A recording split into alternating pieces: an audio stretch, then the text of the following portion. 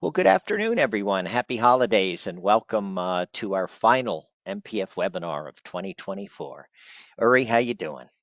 I am doing well, John. How are you? I'm doing fine. How was your 2024? It was fantastic. The highlight being I became a grandpa. That's always a good thing. Always a good thing. And So so yeah, how old is the little tyke now? little Tyke now is 5 weeks old, and Yes, he's adorable, as all grandchildren are. of So course say the he is. grandparents. Yeah, exactly. So it's Of course been a he great is. year. It's been a great year, John. How about you? You'll What have what to was the highlight of your year, John? I've had an interesting year. Business was Yeah. good. We had a great leadership conference in Atlanta. Our women's Yep. program in Atlanta and in Chicago was fantastic. The energy around it was great. So business wise, things are good. Yeah. People are starting to pester me about succession planning and asking me, Mm-hmm. John, how old are you? You talk about succession planning. How old are you? It's like A I'm fair starting to question, think John. about, Fair thinking question. about those kind of things. It's the Mm. ripe old age of 66, and Yeah. so it's been a good year. Always excited for the new year and planning ahead, and we're going to share with you some of our things we got going on for 2025. And of course, Uri and I are going to share our brilliant prognostications. Brilliant. Brilliant. Brilliant for Brilliant. 2025. We have fun with this program. It's just the two of us, and we banter, and we're going to have a lively conversation. And as always, data. We bring data that you all provided at registration. Hmm. And as well through the program, we'll ask some live polling and send it all out post event with links to various resources. So we've gotten a good rhythm here, Uri, and this is number 55, number 55 of our series. Amazing. So do we ever reset the series count, John, or we're just going to keep going to 155? What do you think? I don't know if I'm going to be around for I put you on the spot. I put you on the 155. spot there. But we're going to do it through the next year, 2025. We've committed Yes, we to are. that, Erie and I, Yes, we to one are. another, and we want your input on topics and speakers, so we can, bring on programming that's relevant and meaningful to you all as leaders of smaller and mid-sized law firms. So give us your input. We think we know what we're doing, but we need to know from you that we're on the right track. So please give Oh, us or the I could input. tell you you're doing a great job, John, and you could tell me I'm doing a great job. How about that?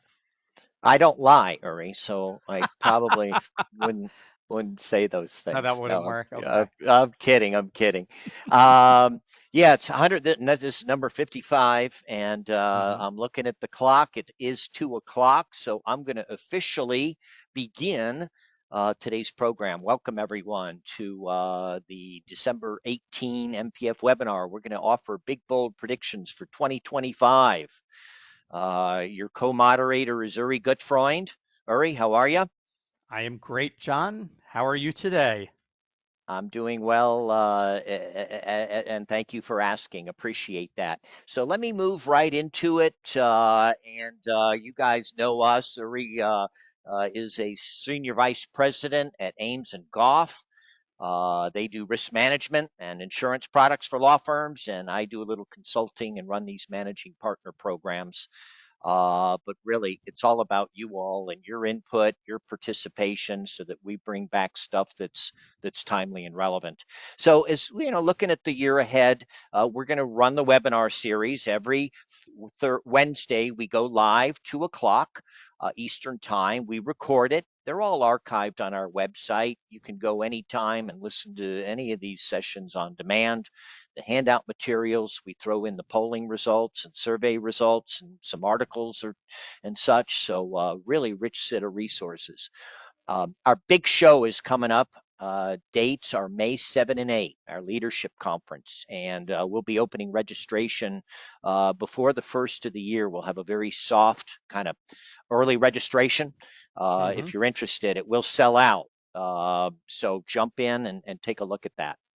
Yeah, we had a great program, John, this past May. It was fantastic. The energy, it's a couple years, I'd say, past COVID now, and the energy in the room is really amazing. I mean, really, every year I say it's better than it ever was, and I think it really is. COVID was a People low.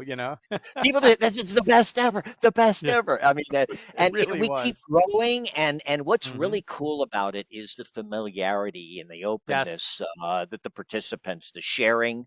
We're all in this together, trying to figure out how to run successful mid-sized law firms, and to get that community and trust going is really fun to see. So we'll be there with our big marquee event in on May 7 and 8. We did a fall program since COVID, empowering women in leadership. Again, phenomenally successful. Haven't set the dates on that, but we'll be doing it again in 2025, empowering women in law firm leadership. We did the newsletter, the website. We're in the middle of revamping, just starting to revamp our website, long overdue. But there's a rich collection of articles and white papers and events, and we just try to capture a bunch of great resources for law firm leaders. Recently, we've set up our AI community, and we'll talk about AI today because that's on everyone's mind and where we go with it. And to help managing partners and firm leaders figure it out, we've created a community, a special MPF AI community. And we're doing webinars. I partner with Tony DeSimone on this. Hmm. He's unbelievably talented, doing a lot of work with law firms across the country on training, on policy, and being very, very well received. So in the follow up, we'll send you a little information on the AI community. And if this is a hot topic for you in 2025, you might want to consider checking us out. Bringing us to today's topic, big bold predictions, and we have 95 managing partners, law firm leaders registered today. As always, the survey results, the polling. Uri, we want to encourage people to use the question box. That's right. Tell That's us, right. tell us why. Tell us why and how to Sure. do that. So, as John alluded to, and as you know, that's why you're here for our big, bold predictions. John, in particular, is probably going to have a couple of controversial ones. Not mine. Mine will be very Yeah, even very. keeled. It's going to be John a little off the reservation sometimes. He doesn't believe me. So, in the question mark box, if you could please give your feedback, I will share that feedback as appropriate. Like, John, Hmm. you're out of line. John, you're wrong. John, you're exaggerating. All those kinds of questions, comments, Yeah. put it in the question tab, and I'll bring it to the fore, and it'll just enhance our conversation today. Hmm. Thank you, Uri. And this just might be your 55th and last MPF webinar. We'll see how this goes. But really, we want to encourage some dialogue here and Yeah. get your input on some of the predictions we'll be making. Some are pretty predictable. Others, we try to, get a little creative. So don't get mad at us. We're not saying these are good things. They are things we are seeing. And Uri's got quite a community of managing partners and law firms and concentrated in the New York, New Jersey region, really Mhm. has his finger on the pulse of that market. And we do a more national scale and more Canadians coming online and Mhm. participating in our programs, which is really, I love seeing that. Bring on the data and then we'll offer our bold predictions. So when you're registered, we asked you what your firm's top priority is for the coming year. Here's what you told us from the list. We offered 6 priorities that are on the radar screens of many law firm leaders. Here's what this group said in terms of priorities for the coming year. Uri, what do you think?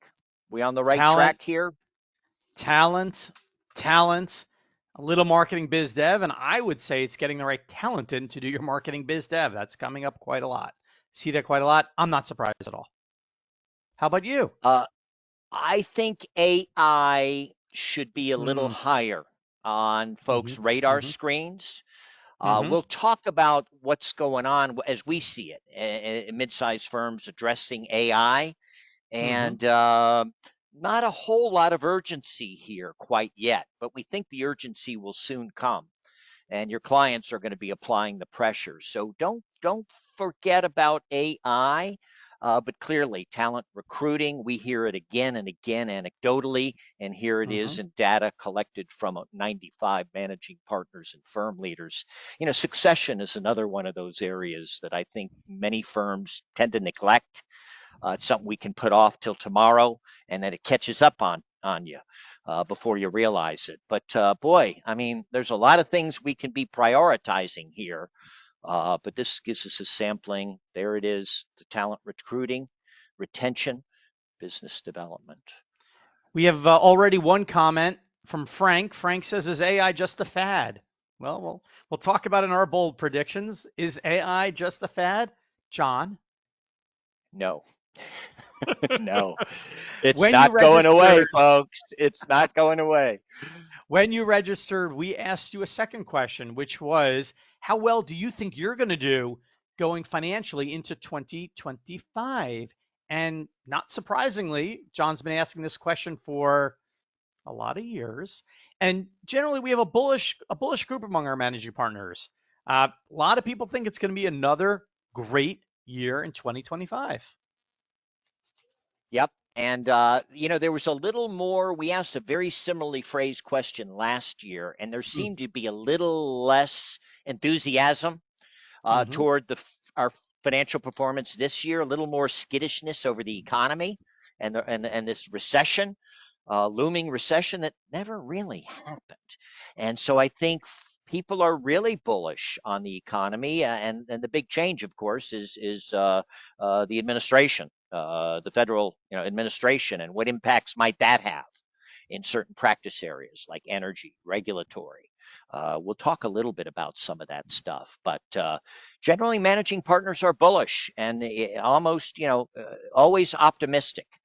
It seems, and that's good. We need optimism in law firm leadership. That's important to look ahead and be positive. Um, we asked when you registered, Uri, this is your question again, is it not? Yes. No, but that's okay. We did this together. That's good. We asked you how concerned you are about the impact of AI at your firm. And here, um, how many people? Not at all, quite a lot. A third of you, somewhat, are concerned about the impacts of AI. John, as we were looking at the data, you had pointed out from last year, it's pretty much exactly the same. People are not concerned about AI. Yeah, it seems to be on the back burner still. Hmm. It really does. We're all talking about it, wondering Hmm. what to do, where to go, how to incorporate Yes. it into our practice, but we're really not doing much about it in wholesale ways around incorporating it into our practice and our pricing models. But here we have, the concern. Only 6% are very concerned. Uh, one in 20. But generally, folks are thinking it's not going to, be the doom and gloom of the legal profession. This was the same question we asked a year ago, Hmm. almost to the day, and very little movement in the answers we received. And what Uri and I decided we're going to do is start asking every December the same set of questions, so we can start to develop some trending data and see shifts in priorities and attitudes among leaders of mid-sized law firms. We think that trending will be valuable to showcase in charts and graphs. So we're working toward that. Um, our next question we asked you guys when you registered, Hmm. and gals when you registered, some of your big bold predictions, and you had some really good ones. I have 3 pages kind of highlighting some of the more interesting comments. So, Uri, page one, predictions from our audience. What jumps out at you here? Um, Talent, as we're talking, and as we're expecting, retention, additions seems to be one of the themes. Compensation and technology and AI, not just AI, technology and AI. No surprises to me, but this is what we're hearing, right? It is what we're hearing. And I like prediction number 5. AI will mean the end of the billable hour, Hmm. and AFAs will become the new normal. I think at a snail's pace because we've been Hmm. talking about alternative fee arrangements for 30 years and Yeah. they just haven't gained the traction that everybody predicts. But the last two comments I think are interesting. The generation gap will expand Hmm. exponentially if senior lawyers can't get on board with AI and technology, and law firms not jumping ahead in this will be left in the dust. I agree. I agree. I think there's such an opportunity here, but don't wait too long before you jump into the pool on this AI stuff. It ain't going away. Here's our next page of predictions. There's that integration will fall initially on deaf ears, and then we'll see a rush to get it done. Mergers, uh, bullet point number 5 couldn't help but capture my eye. Was Uri, that you you, John? suspected that of being I my big did. bold I prediction, did. but John, I I thought didn't it was offer you. that here. I'm not talking doom and gloom, and the end is near. Not that I don't feel a little bit of that with with some of the election result. And the last thing, last set of pages here, more on technology, AI. Uh, but Hmm. that's a dose of predictions from our audience, which I think are always interesting to keep in mind and make sure you're keeping Uri and I on point here and, and not get too far astray. Our So our first first audience, yep, I'm sorry, polling Uri, this question. was, yes, Our sir. first Let polling me question, as we always ask, everyone will know who's in the room. How many lawyers are with your firm? Less than 10, 10, 25, et cetera, et cetera. Who's in the room today? Give everybody a sense of who's voting. We're going to have a series of polls today and feedback in addition to sharing the data that you've given us and our predictions. Yep. And we encourage you to share this data with your firm leadership, your executive committee, your partners, and they always well who answered these questions. We are so set on smaller and mid-sized law firms, and there's so much data for big law, plenty of Hmm. surveys, plenty of data for the AmLaw 100 crowd, the AmLaw 200 crowd, and often, where do leaders of smaller mid-sized firms go to find data relative to that market? So you can see right here as they share the results, we are set squarely on what I call mid-law, Hmm. 10 to about 125, 150 lawyers. And sure enough, that's who we have on today's call. So let me jump back to our PowerPoint. And Uri, notice I'm doing this much more smoothly because I'm in my office and not on Yep. a laptop in some hotel room. Fantastic. So Smooth. much easier when I got Smooth. screens and I can do it. Next question we asked you is your firm's primary uh, lever it's going to use in 2025 to improve its profitability. Your primary strategy from this list, are you going to bump rates? Are you going to bill more hours? Are you going to do a better job capturing, billing, and collecting on the time? We're going to better manage our intake system, not bring on slow pay, no pay clients. We're going to tamp down on expenses. So, from these strategies to improve profitability, what's going to be your firm's primary lever? And results are coming in, folks are voting. Uh, I'll wait till we get about 70% of our audience voting on this yet. Uri, consider a prediction.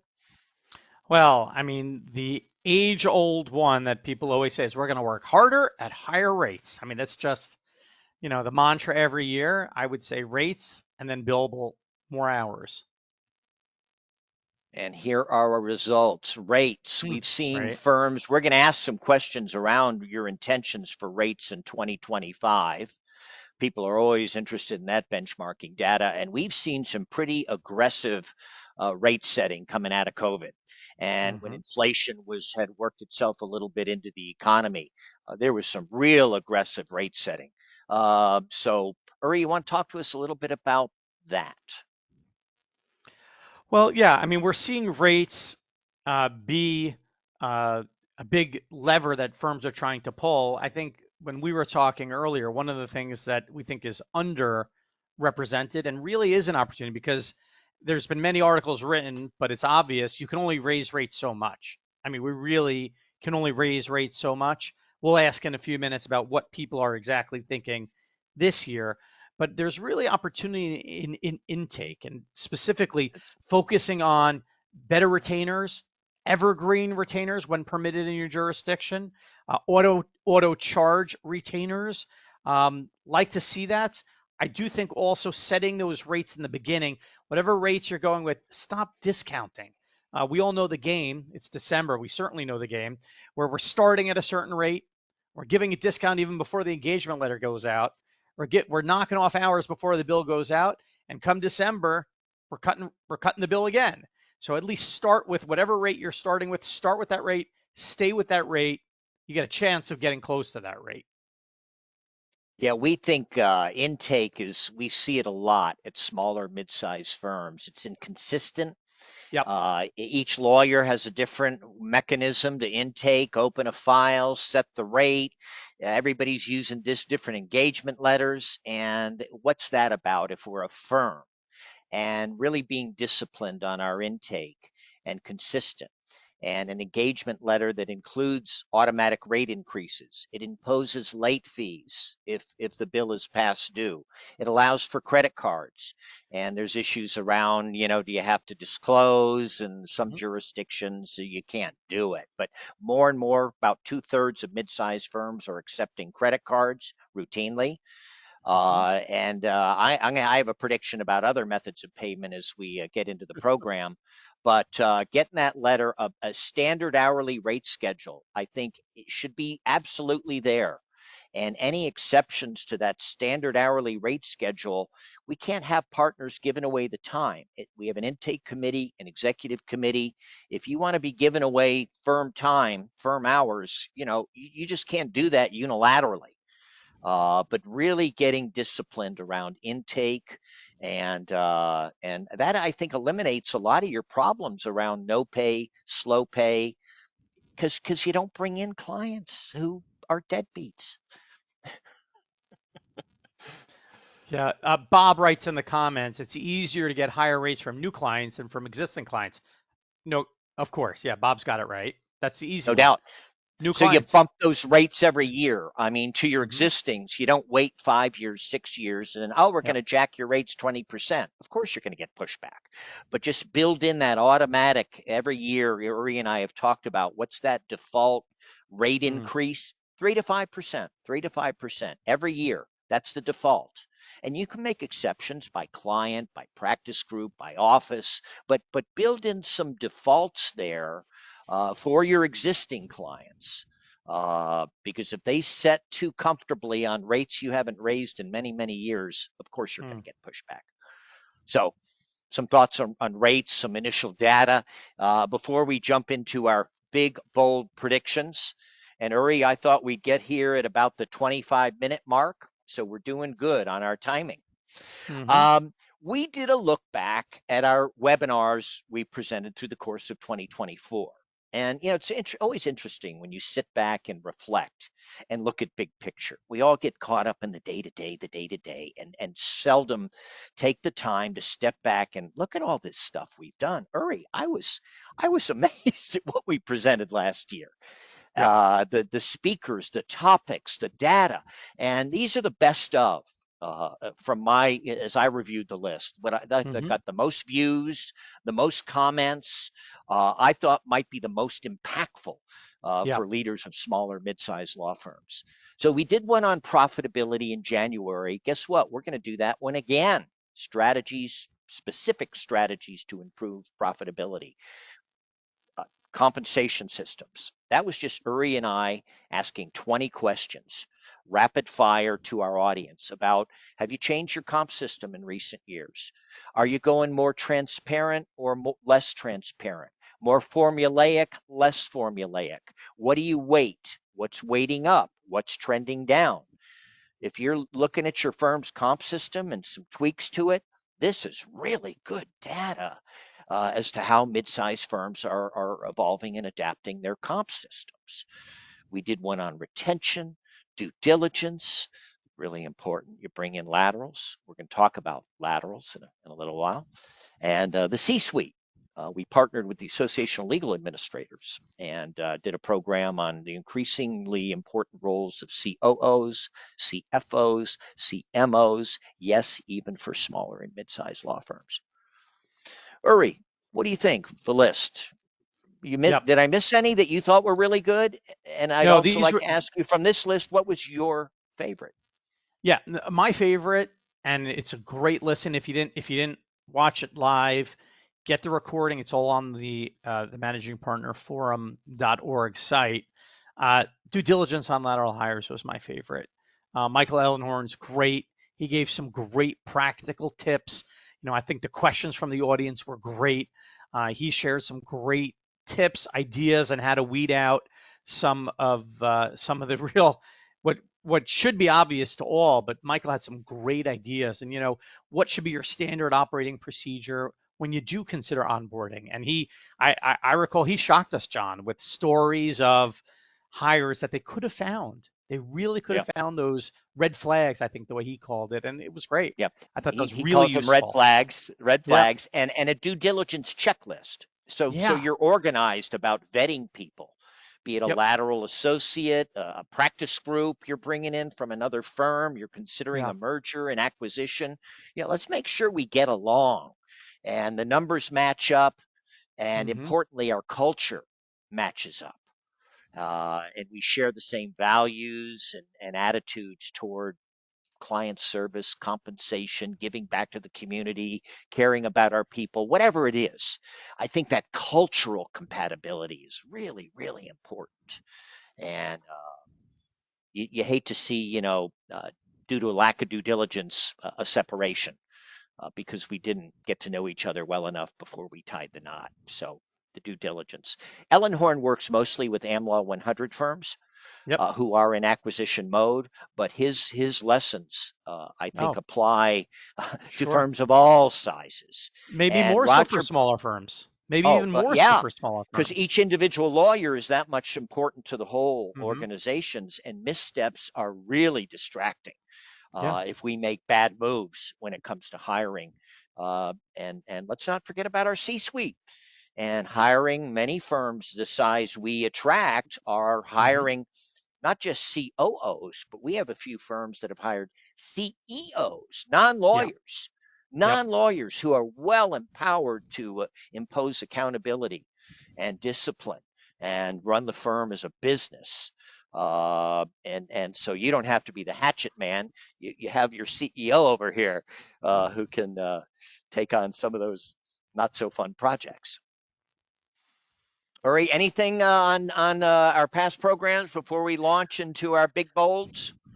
Well, I like the law firm C-suite, as you said. I think just that discussion about the professionals, what can they do? What are their capabilities? What are their goals? I mean, it was just, we had a couple of C-suites on with us, and it was just mind-boggling. Managing partners in New York, we have a lot of managing partners together, and we struggle, right? We struggle. What are the business metrics we should be hitting? Well, you know what? You can hire business people. You really Yep, can. And it just changes that whole dialogue, John. it And I thought does. they were great. And it really gave some Yep. great examples of improvements, potentials, strengths. And you mentioned at least one major one. You said hatchet man, but that's a terrible, that's the toughest part of the job, let's face it. But there are other positive strategic that they can do. And sometimes they do it even better than the lawyers. They really do. They're professionally trained to Yep. run businesses. So really fantastic. I thought that was a great program. Gave a lot of clues for those firms that want to professionalize their C-suite, whatever they're going to call their professionals as they upgrade them, and that's a trend we see.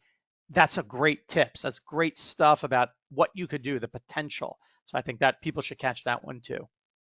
Well, and not every law firm is ready for a serious COO who's going to have a seat at the table, Yep. influence decisions, hold people accountable, bring a more disciplined business approach to how we're running our shop. Yep. And not every firm's ready for that. Not every firm's ready for that. Many feel they are, but Hmm. boy, bringing accountability to underperforming partners is not fun. Bringing bad behavior and addressing that, calling it out is not fun. But certainly we see it in a lot of smaller mid-sized firms. And these COOs who know what they're doing, they'll take this stuff on. And guess what? It'll likely improve your profitability, cohesiveness, culture, and all those other good things we talk about. So something to think about. All right, let me go back to my slide deck here. Here we go. So here we are. Uri and I are coming out of the box. If you love that So that's graphic, my put it in the questions. If you put it in there, John hired a professional to get that graphic going. He couldn't do that himself. So let's give John kudos in the question box. Good job, John. Good I job. did Good that job. without AI too. It was just me and animating the images and all that stuff. So, man, if I can do it, you can too. So, we decided we'd put some pretty predictable predictions in here. Uh, but we livened it up with a few bombs too, not bombs, but some livelier predictions. We're interested in your comments in the chat box. So Uri, talk to us about this one. Consolidation among small and mid-sized firms, we think will continue to increase. Uh, they're everywhere. Firms that don't have a future.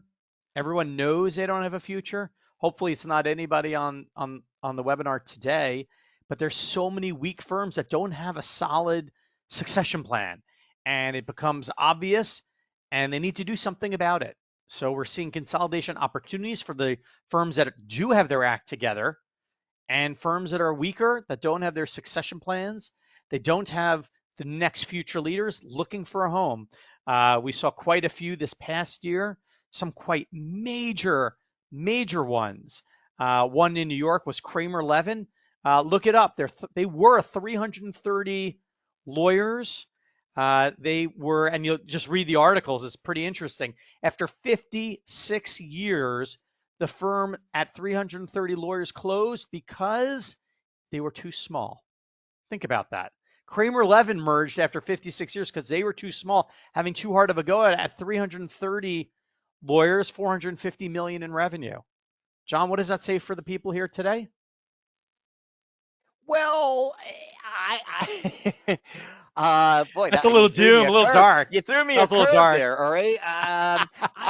What I'm seeing all over the country and often Yeah, called in upon is helping firms find a partner, if you will. yeah. Often it's the acquiring firm. We've asked Mm-hmm. mid-sized firms, how do you feel about the M&A game? And Mm-hmm. most of them will answer, we're good with it as long as we're the acquiring firm. We're Right. the alpha dog. And so often they say we're not interested in being acquired.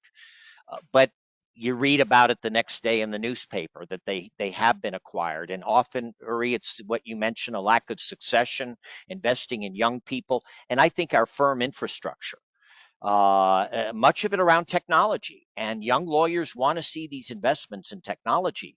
And we saw it in some of the big, bold predictions from our registrants that if our senior partners can't get along and can't get it and recognize that, hey, this is coming and we got to evolve and adapt and invest in our infrastructure, our technology, our policies, our procedures, and run like a firm, not a loose confederation of sole practitioners. So we read about big law acquiring other Mm-hmm. firms, big law acquiring, but I'm seeing mergers among smaller and mid-sized firms, Yep. often to achieve some economies of scale. It's Mm-hmm. mind-boggling that at 300 lawyers we're too Too small, small. but you got to consider the universe in which they're playing. And it's very Mm-hmm. different than I think the universes most of our members are playing. We're Yeah. dealing in many cases with dominant firms in mid-sized or smaller markets. A 50 lawyer firm in Tulsa, a 35 lawyer firm in Seattle. Different dynamics. And I think 300 lawyers were too small. To me, that's kind of mind blowing. It's the law. The Law Journal wrote that article, and when I read that, I fell out of my chair because, right, what does that mean for us? And for those of us who work with small and mid-sized firms, I think, and that's our next bold prediction, John, which is Oh, if you you don't leave have a me plan, bring the bad news, if don't you? you don't have a plan, and we've seen this, we've seen small, mid-sized firms also fold, and it's Unfortunately. really because they don't have a plan. They don't have a succession. They don't have a system. They don't have the infrastructure to keep people. As you said, John, I fear sometimes when they call you, it might be too late. Other times it's not too late, right? Well, you don't want to be this firm. You Yeah. don't want to be this firm because you are looking forward at where we're going and you're investing in your people, in your clients, business development and client service and such, and you're investing in your firm, its infrastructure, its technology, and its and nice office. You want a nice office. If you want people to come into the office, have some nice space and some amenities going on. So people want to come into the office because it's a fun, hip place to be. You do not want to be this firm because you've neglected the planning, the succession, the investments in your young people. Boy, do they want a lot of hand holding and mentoring and coddling and evaluation and a clear path to partnership. If you're not providing those things, they'll probably wander off and leave you top heavy and no succession plan. And these I see it all these times. These once great dominant firms in their smaller markets just take it all for granted and assume it will always be this way. And they wake up one day and realize, what happened? What happened? Where did our John, people go? I think our bold prediction of law firm failures obviously is pointed to our group not to be them, but I think it's also the opportunity. The opportunities that there are firms out there that are weak now. These are Oh, you firms can pick up some scraps. that would Absolutely. be very open. There were several small firms in New York. One was 25, one was 45 this year. They closed. They closed. The gems were quite available. There's a well-known merger happening of two mid-sized firms effective in January. Um, there's a winner and a loser a little bit, but you know what? That's what's going to happen. So for everyone on this call, the bold prediction is there will be law firm failures, and that means opportunities for those of you who are strong and have plans, have strong management, right? One of the things that we had done as a webinar last year, John, was lateral hires. Why do they go to different places? And the thing that we learned in that webinar was that laterals will go to a firm that has good management, has a future. They see themselves fitting. That's what Michael Yes. Ellenhorn said, and he was absolutely Yes. right. The good laterals, the good firms that, the gems of these firms, they have choices. You have to be the one they want to go to. So Yep. you want to have that great structure, that great management, that great space that takes investment. As you just said, John, you have to be willing to invest to make it a destination. Why do people want to be at your firm? That's what's going Yeah. to attract people. Culture so important. I used to say a lot in my speeches that Mm, 70% of first generation firms do not survive their founding partners. 70%. wow. And, founding partners, especially, I think, Uri, can have a difficult time letting go of their, my baby. I built this, and letting go of that. And the idea of life after law is petrifying to a lot of senior lawyers. I think particularly founders who are very attached to their firms. And boy, if you can't let it go and step back when it's time, I see it all the time. Founders run their firms into the ground because they can't let go. They don't give young people a seat at the table, a voice in decision making. Uh, can't step away, and they end up chasing people away. And I see it happen all the time. So just be aware. This is the transfer portal that the NCAA set up, and boy, yeah, these kids leave and come and go, and there's little institutional loyalty anymore. Kind of like the legal profession, a lot of movement. Everyone's a free agent here, and talent recruitment, I believe, will be the number one priority for most smaller and mid-sized law firms. The recruitment piece, bringing in the good people, vetting them properly, onboarding them well, engaging them, and then we move to a conversation around retention. But the recruiting piece seems to be a top priority. I predict it will be number one. John, I think it's also number one challenge often. which is ironic. It's the number one priority that everybody wants to do, but I hear time and time again, where are the good people? Where are the good ones? Trust and estates, one practice area, seems to be no good ones. I mean, that's really hard to find talent. That's why it's so important to I keep hear them. that one too. Trust and estates. It's hard, yeah, to find that young lawyer who will, accept the retiring partner's book of business. I have no one to give it to. Yeah, yeah. But those talented young estate planning attorneys are out there. You just got to be deliberate and proactive in finding them. I'm not a big proponent of headhunters generally. I think I'm seeing a lot of smaller firms, mid-sized firm, hiring directors of recruiting and professional development, kind of Hmm. combining recruiting with retention and Hmm. hiring someone. I have a client in Delaware. They hired an associate dean from a law school Hmm. who knew what these kids were looking for, and she's done beautifully. And there were several partners at the firm. Well, we can't afford that. We can't afford that. That's a big lawyer type position. Hmm. It's been an incredible investment, and they're saving themselves hundreds of thousands of dollars a year on headhunter fees. Ready to move on from that one, Uri? Yes, John, let's ask a poll about Polling. attracting. So let's vote. Give us your experience with this, which is what level of experience is your firm proactively recruiting? Where are you recruiting for your talent? Select all that apply. Select Yeah, we'll all that apply. we'll give you a few minutes on this just because Yeah. it's interesting to see where people are looking for talent at what level. Are we looking for Hmm. senior partners, established books of business, those types, junior partners on the ascent of their careers? Maybe the book isn't quite there yet, but boy, we see it coming. Our senior associates, probably the 5 to 8 year range, might be a category. And then junior associates, the baby lawyers.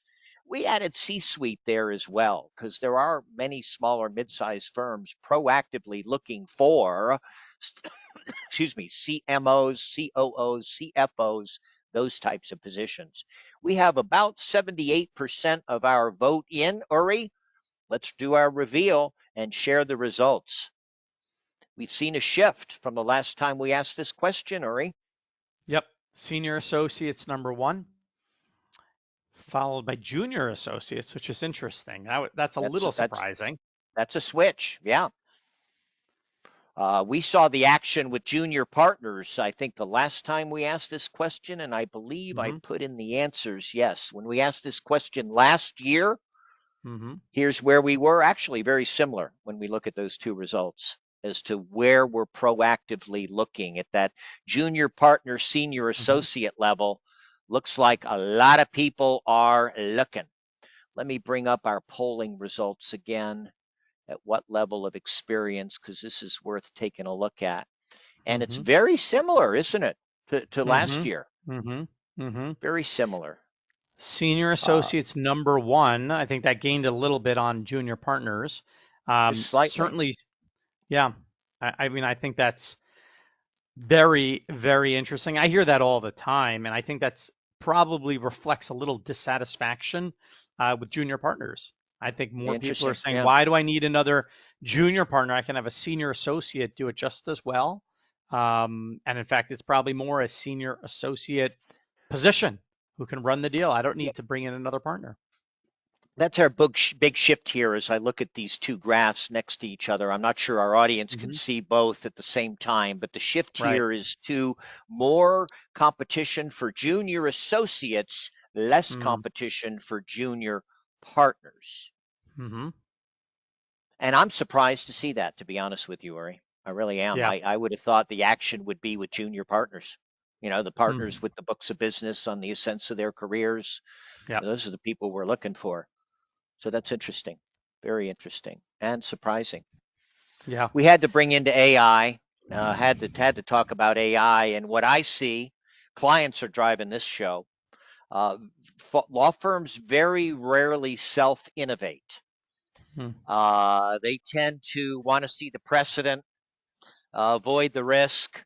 do things the way we've always done them around here. And it's often the clients pressing for innovation. And here is where I think we're going to see pressure.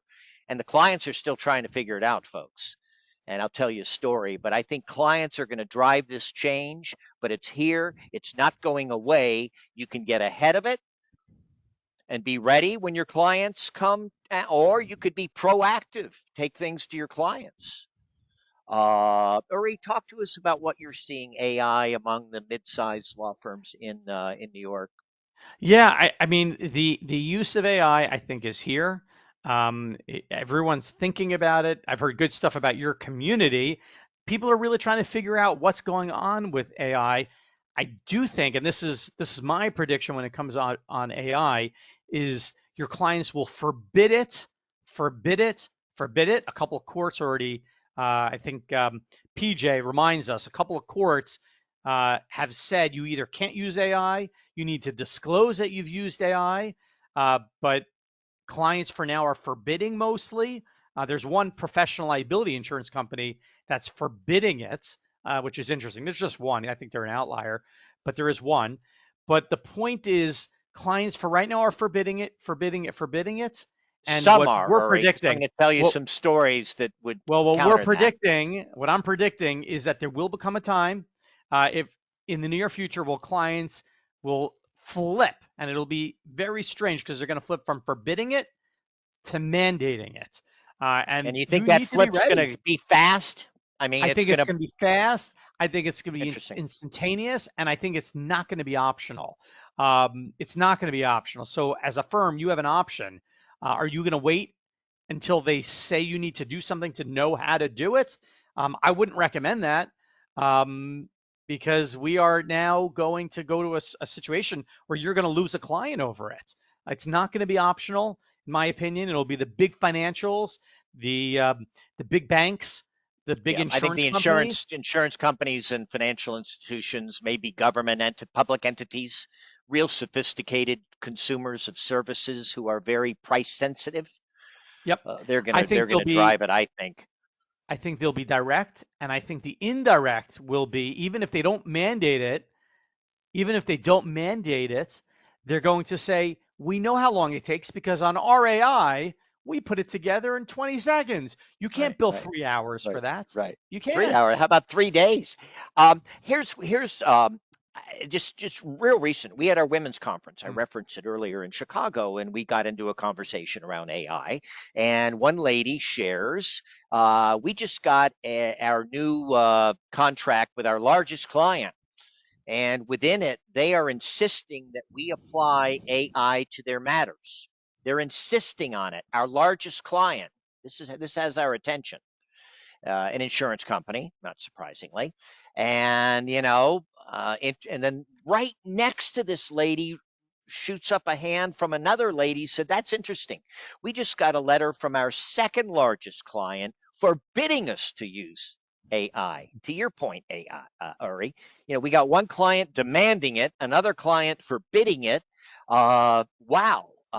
Don't you think for a minute the Association of Corporate Counsel or the hmm clock organization, Corporate Law Legal Operations Consortium, aren't talking about AI and how it can enable law firms to produce work product better, faster, cheaper if used competently, ethically.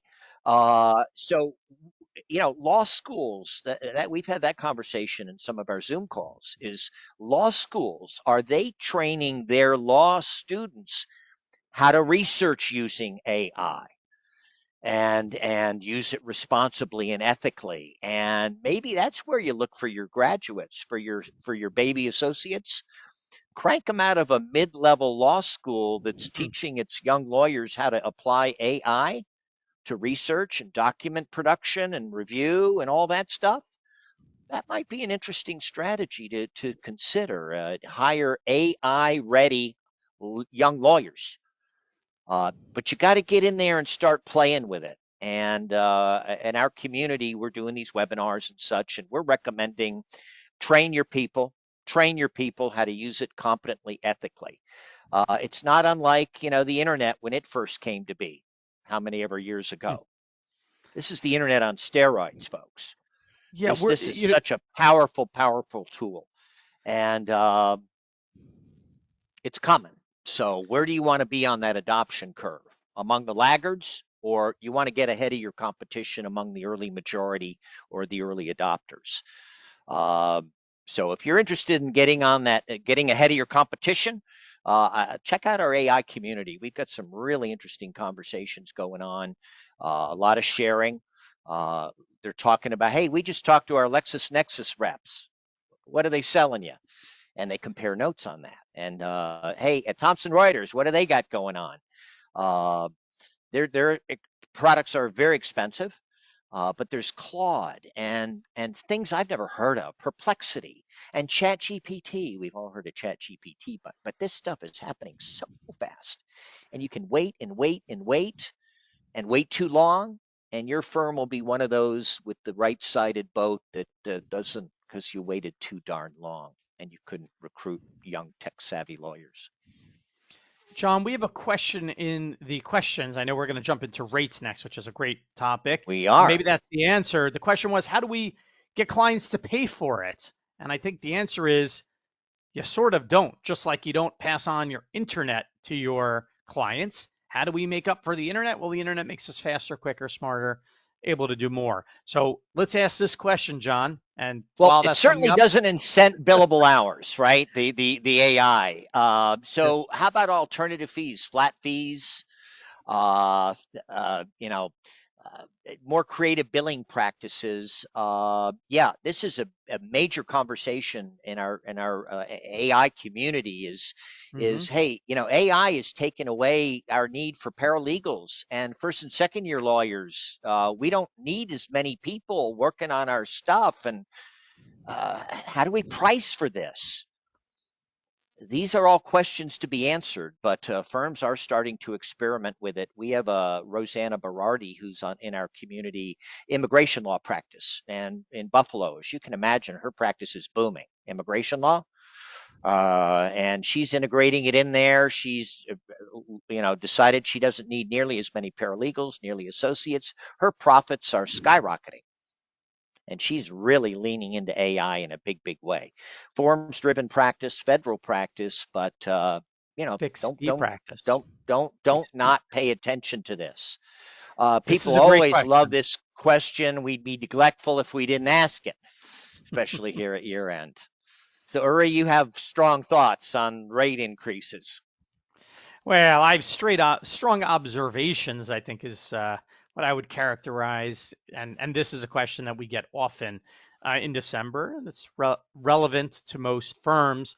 The rate increases I'm seeing are in the 3 to 5%. You know, the last couple of years was most firms did raise rates. So I'm hearing most firms are doing 3 to 5 this year.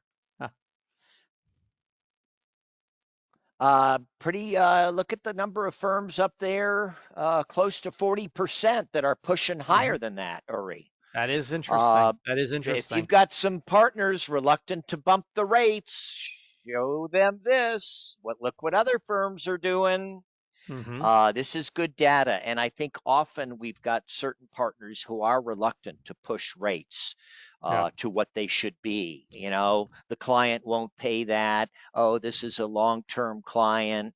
You know, uh, hey, we're here to make money. I think pro bono should be intentional. Push the rates, push the rates. We talked a little bit about standard schedules and things like that. Uri, I'm going to step on the gas a little bit because we're Yep. starting to run out of time, and we Hmm. have a few more things. And this is will the rate increases hold? They held last year, and the year before that they held pretty good. If you're not asking, you won't get. So remains to be determined. I think they will hold. If you go about your more assertive rate setting, you'll get those rates more often than not.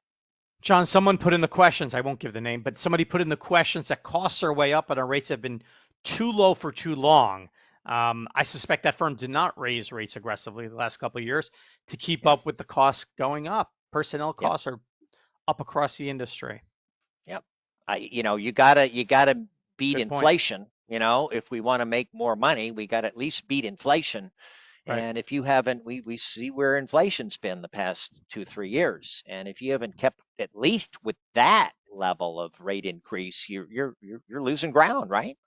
Yep. Let me move on because we do have a lot. Uri, wellness programs. We had this Yeah. prediction last year. It Yep. remains on our list. We Yep. see more and more firms really paying attention to this, and it does matter to those young people you want to recruit. It matters to your talent. It keeps your talent engaged. That's the widget you sell. You sell time of people. Those people have to be feeling good. They got to be active. They got to be engaged with the firm. Firms are investing in that. I think we learned a lot during COVID. Those of us who thrived were engaged. If you weren't engaged, you didn't thrive during COVID, and that's good idea forever. So we're seeing a lot of that, and I think we'll continue seeing that. We like wellness programs. People like to work for organizations that care about them, Right. care about their financials, care about their mental health, their physical well being, firms that really care about their people. And they demonstrate that through investments in something like a wellness program. That might be an interesting topic for a webinar next year. What goes into Hmm. a wellness program? What works? What Hmm. doesn't? I think a lot of senior lawyers think this is fluff, and we don't need to be doing this. Just put in your billable hours, kids, and we'll get along fine. It really does make a difference to these young people, and particularly women that we're all trying to recruit. The wellness stuff matters. Now, here's one of our more controversial, bold predictions, and we do it very cautiously. And that's the DEI initiatives that have been very popular the past 5, 6, 7 years and should be. But we see and detect that some firms' commitment to DEI initiatives will fade. Yeah, we're seeing that also, with one caveat, which is the women's initiatives, the women's groups. And there's a variety of reasons for that, it appears to me, which is that has been working. So firms are excited about it. I don't think the DEI really, in its fullest sense, really took too much of a foothold in the smaller and mid-sized firms, except for the women's initiative. So that I think the people are continuing that. I saw a lot of 2025 plans for that. And from my perspective, that's what I see too. I don't like this at all. I think the profession owes itself to diversity, equity, and Mm. inclusion. It's been a male dominated profession up until very recently. This needs to change to better reflect, society's demographics, gender, ethnicity. Uh, you know, I think so often, we recruit diversity, we don't hold diversity. As we move up through the equity partner ranks toward the equity partner ranks in leadership, it tends to get more male dominated and whiter as we go. And why is that? I think I know a number of law firms who are truly dedicated to diversity, equity, and inclusion. It's just not a page on the website with little really invested in it.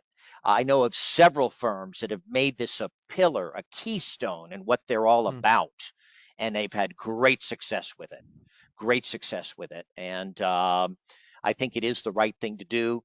And I don't like this prediction, but I think it's reality. Unfortunately, that the DEI, many of them half-hearted initiatives, half-hearted.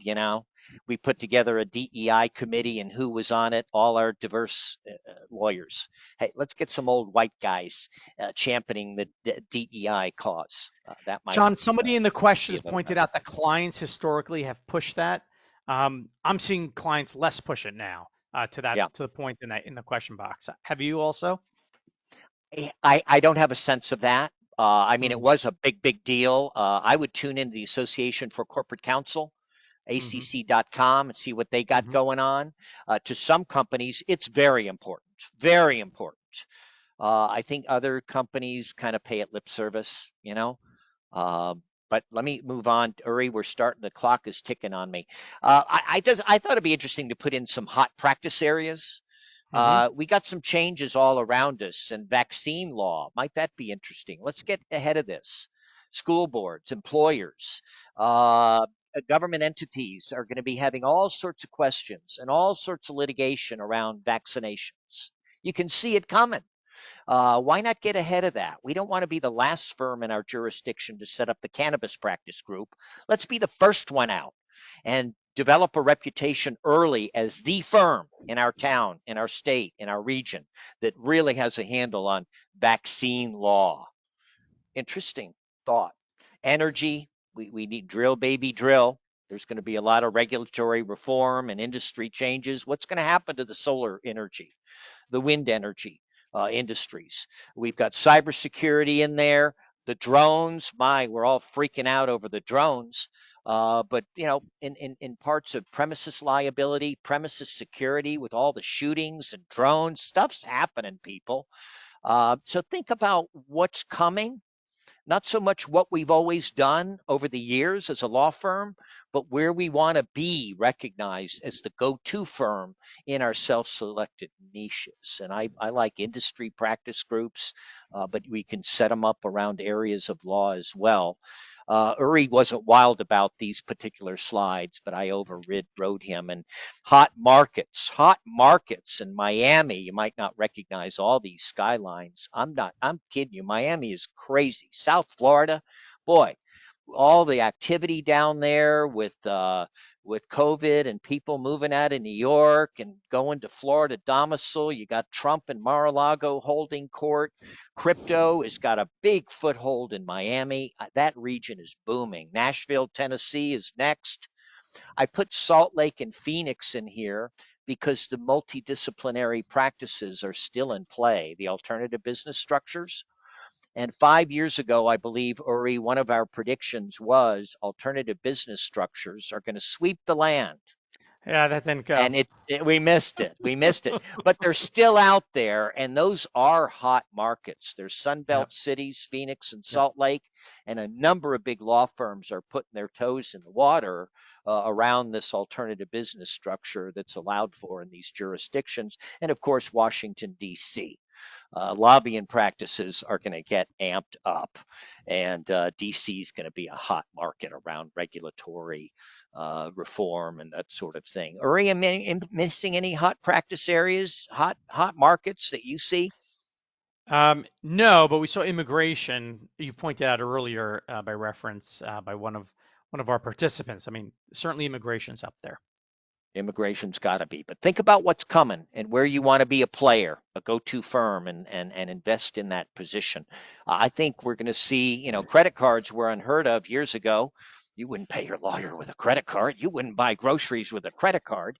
Now, of course, it's routine, as is online banking. I would never put my banking information online. And I think we're going to see firms, crypto is going to become a fairly acceptable form of compensation, not just criminal defense firms in Miami, but more mainstream firms. Crypto, Uri, what do you think? Am I off the rails? You're off the rails on this one. People can write in the questions if they agree with me. I think you're off the rails on that. I think firms are way too conservative. Now, this prediction Oh, I can get. that's what you This said about prediction, credit cards 20 years no, ago. no, I did not. The billable hour, we say die slowly. I think as you see it, it's not going to be the way you think. It's not going to be as straight. But you know what? We all see it now where clients are saying, you know what? Um, I know what a closing costs. Do your rates really matter as much? I know what you can charge me for a pleading. It's going to be sort of those project based budgets, right? We're all getting asked for budgets and budget. That's really the death of the billable hour, isn't it? You can put in the numbers, but they're at the end of the day going to pay the bill or not to pay the bill. That's our It's final interesting. prediction. I mentioned the ACC earlier, the Association of Corporate Counsel. They had this initiative probably 15 years ago called the ACC Value Challenge.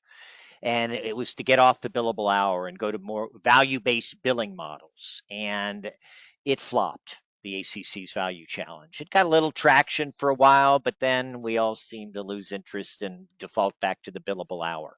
We've been talking about the billable hour and the death of the billable hour for years, decades. It just hasn't happened.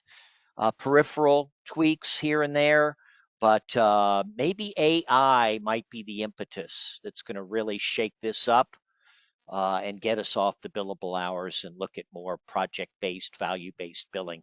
As well, our prediction is small and mid law, you're going to do great if you're thinking forward, investing in your infrastructure, paying attention to your hygiene.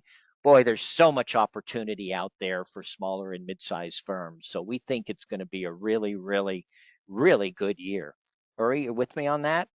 I am. I'm raising my glass already. It's time, and Happy New Year, everyone.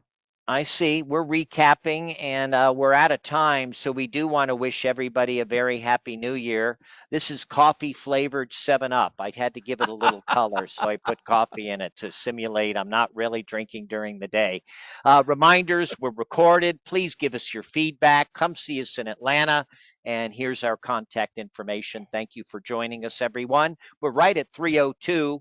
We overran by a few minutes, and thanks to those of you who stuck it out. Good to see you. Happy holidays, and we'll see you next year. Uri, Happy New Happy New Year. Year. Bye, everybody.